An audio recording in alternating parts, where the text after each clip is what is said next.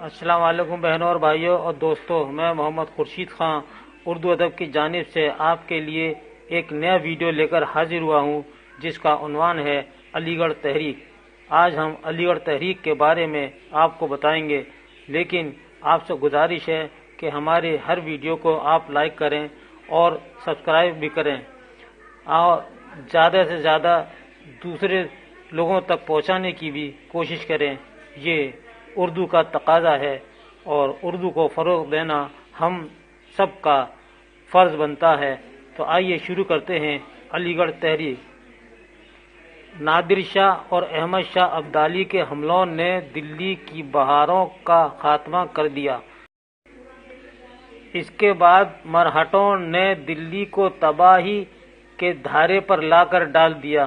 یعنی مرہٹ وہ جو مر کے ہٹنے والے جنگجو بڑے سخت لوگ تھے یہ، اور ان کے لیے تبھی یہ لفظ استعمال ہوا ہے کہ مرہٹ یعنی مر کے ہٹنا۔ زندہ پیچھے نہیں ہٹیں گے، لیکن ہٹیں گے تو مر کے ہی ہٹیں گے، اس لیے ان کو مرہٹوں کا نام دیا گیا ہے۔ غرض چاروں طرف لوٹ مار مچی ہوئی تھی، مغلیہ حکومت کھوکھلی ہو چکی تھی۔ انگریزوں نے ہندوستانی حکمرانوں کی اس کمزوری سے فائدہ اٹھایا اور انہوں نے جگہ جگہ تجارتی کمپنیاں قائم کر دیں۔ 1857 کا غدر ہوا تو ہندوستان کے پورے معاشرے کو تباہ کر دیا۔ معاشی حالت بد سے بدتر ہو گئی۔ حالات کی تبدیلی کے لیے ہمارے ادیبوں اور شاعروں نے سوچنا شروع کر دیا اور وہ اس نتیجے پر پہنچے کہ مسلمانوں کو بیدار کیا جائے۔ اس کے لیے ایک ایسے رہبر کی تلاش تھی جو قوم میں بیداری پیدا کر سکے اور حکومت وقت سے ٹکر لے سکے۔ خوش قسمتی سے قوم کو سر سید جیسا مدبر اور دانشور شخص مل گیا، جس نے مسلمانوں کے دکھتے ہوئے دلوں کی آواز سنی اور جن کا بے چین دل تڑپ اٹھا۔ یعنی سر سید کا دل جو بے چین تھا وہ تڑپ اٹھا۔ ان کا بیدار ذہن مسلمانوں کی سرخرو دیکھنا چاہتا تھا۔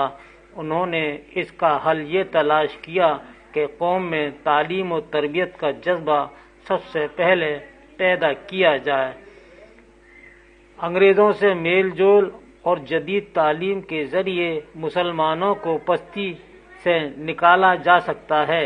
سر سید کے بیشتر خطوط اس نئی جہت کی تلاش کی نشاندہی کرتے ہیں۔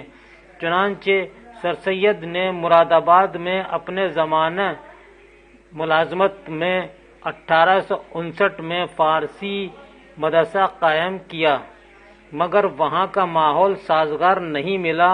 1861 میں جب ان کا تبادلہ غازی پور ہو گیا، یہاں بھی انہوں نے جدید تعلیم کی غرض سے ایک اسکول قائم کیا۔ یہیں سر سید کی کرنل گریہم سے ملاقات ہوئی، جن کے مشوروں سے سر سید نے آئندہ کے منصوبوں کو مرتب کیا۔ چند سال بعد سر سید غازی پور سے علی گڑھ چلے آئے اور علی گڑھ کو اپنی ساری زندگی کا مرکز بنا دیا۔ چنانچہ سر سید نے مغربی علوم اور جدید تعلیم کی طرف اپنی تمام کوششیں صرف کر دیں۔ 1868 میں سر سید کی ملاقات حالی سے شیفتہ کے یہاں ہوئی۔ سر سید نے حالی سے مسدس لکھوائی۔ قوم کو پستی سے نکالنے میں مسدس نے سونے پر سہاگے کا کام کیا، اس لیے علی گڑھ تحریک کو تقویت سر سید اور حالی نے پہنچائی۔ حالی نے مسدس میں مسلمانوں کو پستی سے نکالنے کے طریقے بتائے اور ادب کے افادی پہلوؤں پر خاص طور پر زور دیا اور نئے تقاضوں سے ہم آہنگ کرنے کے گر سکھائے۔ 1869 میں سر سید اپنے دونوں صاحبزادوں کے ساتھ لندن تشریف لے گئے اور وہاں کی نئی تہذیب اور تعلیمی نظام کا جائزہ لیا۔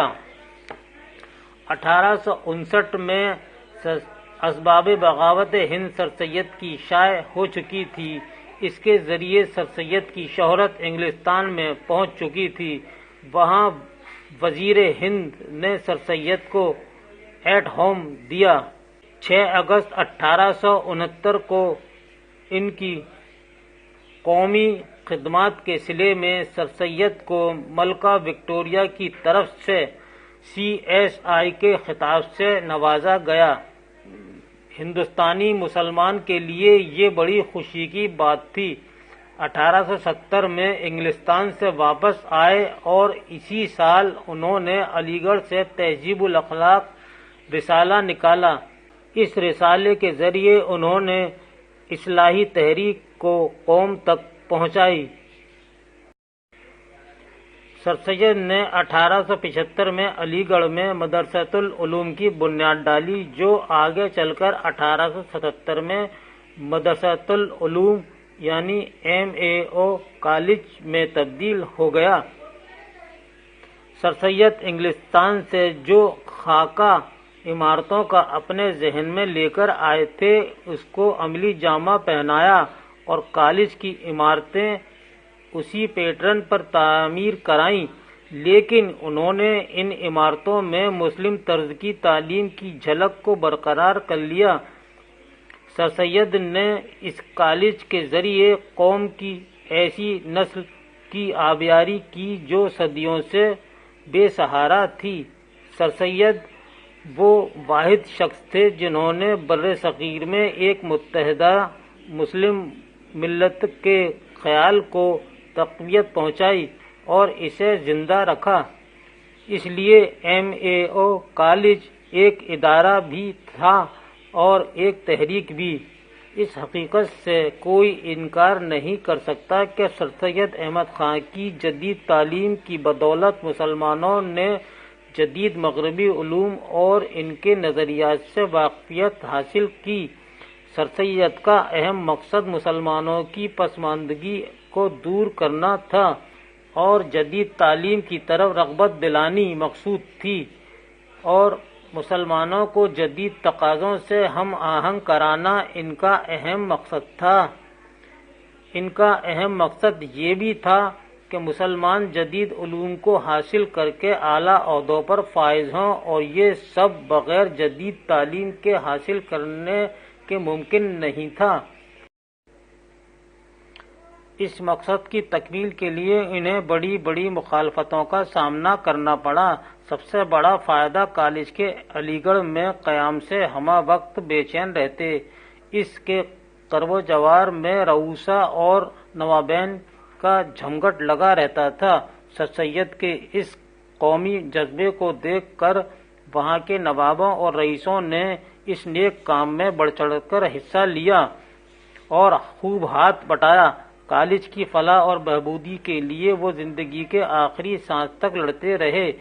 سر سید احمد خان نے جن رفیقوں کے ساتھ کام کیا اور علی گڑھ تحریک میں خاص رول ادا کیا، ان اہم شخصیتوں کے نام اس طرح ہیں: مولوی سمیع اللہ خان، نواب محسن الملک، نواب وقار الملک، مولانا حالی، مولانا شبلی، ذکا اللہ، نذیر احمد، عماد الملک، سید حسین بلگرامی، نواب مزمل اللہ خان، راجہ محمود آباد، نواب صدر یار جنگ، سید محمود، آفتاب احمد خان، مولوی عبدالحق، مسٹر راس مسعود، ظفر علی خان، وحید الدین سلیم، مولوی عزیز مرزا، سید سلیمان ندوی، مولانا حسرت موہانی، مولوی عنایت اللہ، اقبال سہیل، مولوی محمد اسماعیل اور پروفیسر رشید احمد صدیقی وغیرہ کے نام لیے جا سکتے ہیں۔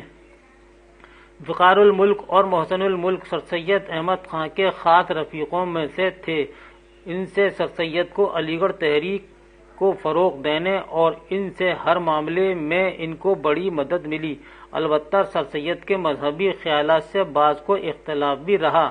19ویں صدی کے آخر میں علی گڑھ تحریک اور کالج کی تاریخ میں 3 ایسے اہم واقعات پیش آئے جنہوں نے علی گڑھ تحریک اور کالج دونوں پر اپنے گہرے اثر چھوڑے۔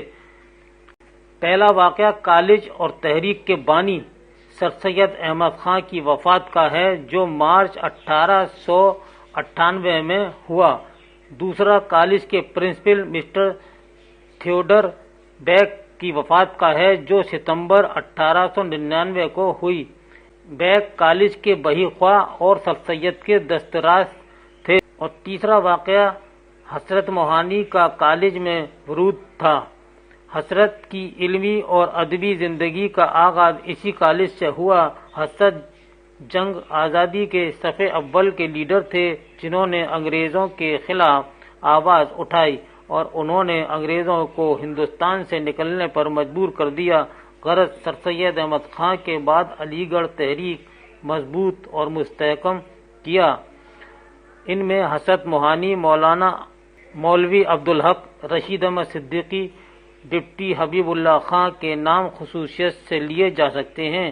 تہذیب الاخلاق اور انسٹیٹیوٹ گزٹ کے ذریعے سر سید اور علی گڑھ تحریک کی عملی، علمی، ادبی خدمات لوگوں تک پہنچیں اور ان کے ذریعے اردو ادب میں نئے مضامین داخل ہوئے۔